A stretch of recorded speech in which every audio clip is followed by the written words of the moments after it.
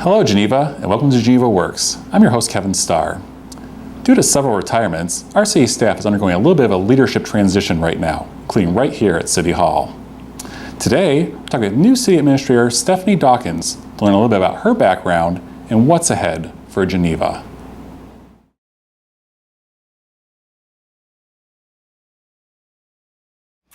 So a little bit about my background and career experience. I have been fortunate to work in local government for 20 years. In that 20 years, I have worked for 3 cities, 2 counties in 4 different states. Most recently, I was fortunate to be the Assistant City Administrator, Director of Administrative Services here at the City of Geneva. Prior to that, I was in Merriam, Kansas, which is a suburb of the Kansas City metropolitan area. Prior to that, I was in Broward County, Florida. The joy there was that's actually my hometown, Fort Lauderdale. And then I was also in Colorado in the Denver metropolitan area, and then I was also back in Kansas prior to that. So I've kind of been around the world, to say the least, but I feel that gives me a really broad-based experience coming into this new position. Educationally speaking, I am a licensed attorney, not in the state of Illinois, and I always make that clear. I am only licensed in the state of Kansas. I attended Washburn University in Kansas, and then I also have a master's degree in industrial organizational psychology from Appalachian State University in Boone, North Carolina.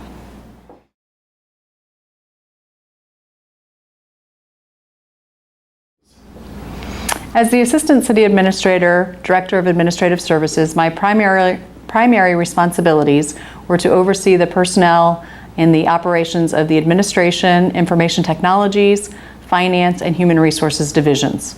Also in that role, I served as the chief or lead negotiator when it came to contract negotiations with our collective bargaining groups. We have 4 different collective bargaining agreements with several different unions. I also was the risk manager, so therefore I was kind of the go-between between the city and the insurance carriers in regards to property insurance, liability insurance, general casualty, handling claims, handling renewals, those kinds of things. I also served as the city administrator in the absence of the city administrator, so that gives me a little bit of an understanding maybe of what I'm getting into. But I think one of my most memorable parts of being the assistant city administrator was the opportunity to work with SPAC, the Strategic Plan Advisory Committee. This is a purely volunteer group. They're appointed by the mayor with the advice and consent of the city council, but they basically bring life to the city's strategic plan. So they're helping looking at the vision of the city and moving forward. Within SPAC, there were a couple other committees I worked with, the Natural Resources Committee, the International Cultural Exchange Committee, and the Student Government Committee. The Student Government Committee has come a long way. We've had this program for a little over a decade, where they met twice a year and learned about city services, and now that has morphed into a monthly program, and the students actually really want to learn about their local government, and they debate topics that the city council is debating, and we've kind of played a game of it and see, what would the city council do and what would student government do. So I've really had, in my role as the assistant city administrator, I've had a lot of opportunity to really get my hands into a lot of different areas of the city and see how things work.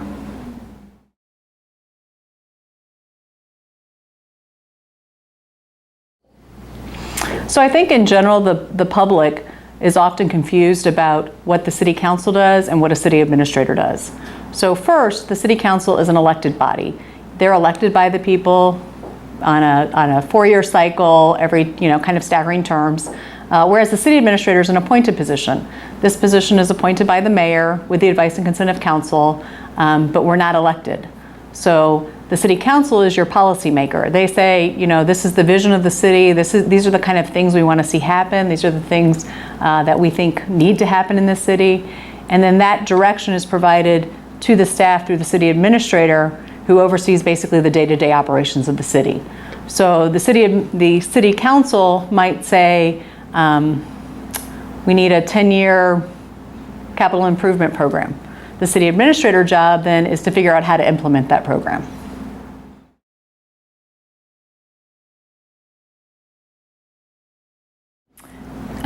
It's a little unique coming in as the new city administrator when I've actually been here for 8 years. So people are always like, oh, what do you want to do first? What do you want to change? And really, I think in the beginning, it's learning how this role is different from my previous role. I've actually set up meetings, what I've called get reacquainted with staff. So I've been meeting with the various department heads to kind of get reacquainted on this level. I'm sitting in on staff department meetings, so with our general staff to, again, kind of get reacquainted. Even though they've probably seen me, I've seen them, it's now a new day. But ultimately, my goal is to make sure that we keep the city moving in the right direction. We have a great community. We have a city that people are envious of. I think we get calls all the time asking, wow, how do you do this? How do you make that work? And I want to ensure that we keep that happening. We have a great staff. They're very dedicated. They're very loyal. We have a great engaged citizenry. I think, as I mentioned, the SPAC, not many communities have a volunteer group like that help guide the strategic plan and the way of the city. So I think for me, my biggest goal is just to make sure we stay on track. I think the people that have come before me and the people that will come after me have done a great job, and they've laid the groundwork, and now we just need to make sure that we figure out how to keep that quality of life high, keep the services good, and be able to do it all in a fiscally responsible manner with perhaps some limited resources. But we don't want to become, oh, remember when Geneva was? We want always to be that community that are people like, oh, you're from Geneva? I love Geneva.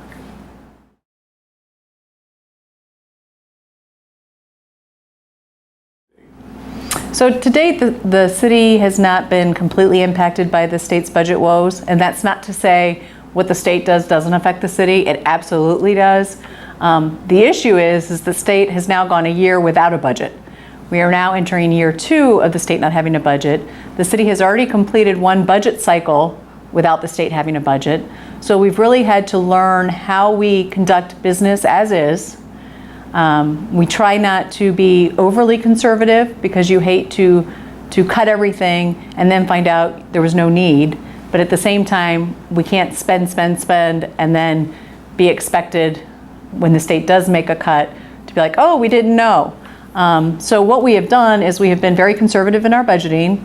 We are constantly monitoring the state. We're speaking on a daily basis with our state legislators, letting them know we're here, we're watching. We need you to make some tough decisions. We've already made those tough decisions. We've made those tough decisions for the last 8 years. We've made budget cuts. We have a balanced budget. The state is basically talking about a potential of losing local government distributive funds, which are called LGDF. This essentially is income tax. So the state collects income tax and then remits a portion of that back to the cities. So the particular Geneva City general fund budget, which covers your police, your fire, your streets, your engineering, community development, economic development, and administration, our budget is a little over $16 million for this next fiscal year. Of that $16 million, $4.6 million comes from property taxes. So that's, if you look at your property tax bill, that's really only about 8% of your total property tax bill that comes to the city. About $5 million of that comes from sales tax. So again, our residents pay that sales tax, but so does everybody else who comes and visits the city. And then the third major revenue is the income tax. We get about $2 million, a little over $2 million from the state for income tax. So if the state cuts that income tax dollar, that is going to have an effect on the city's budget. Whether that's going to be a cut in services, whether that's going to be a cut in staff, we don't know. But we have contingency plans. We've looked at the doomsday potential. So we're not just burying our head in the sand, but at the same time, we want to maintain what we have now and what we can maintain. So I think, certainly the city's budget woes are impacting us, but at the same time, we have been fiscally conservative and we have weathered the storm thus far. And our hope is that they come to see the light and realize they can't continue to operate this way. If the state statutes require the city to have a balanced budget, the state should do the same, and it shouldn't be balanced on the backs of the municipalities.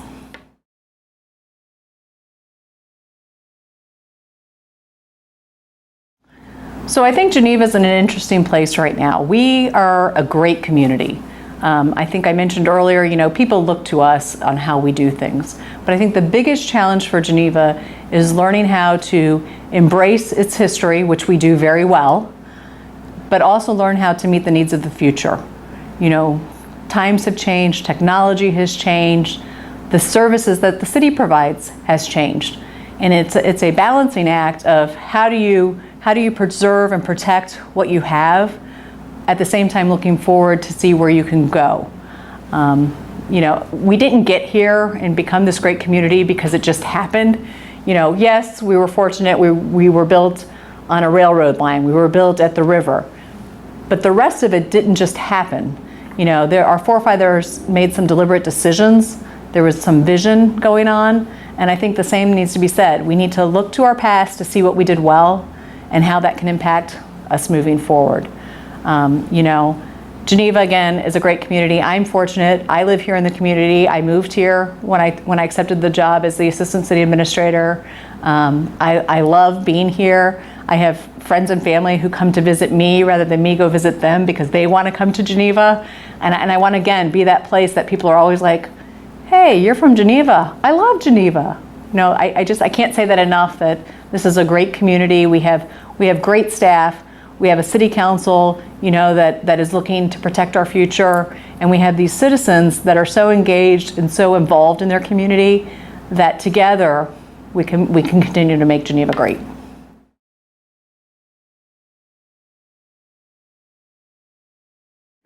So if you'd like to contact me, you can reach me via email or by phone at 232-7494 or on the city's website at www.geneva.il.us. I'd also like to add, if you have a concern or even a compliment that you'd like to provide the city or city staff, you can always do that on the city's website. There's a tab called Report a Concern. We'd love to hear from you.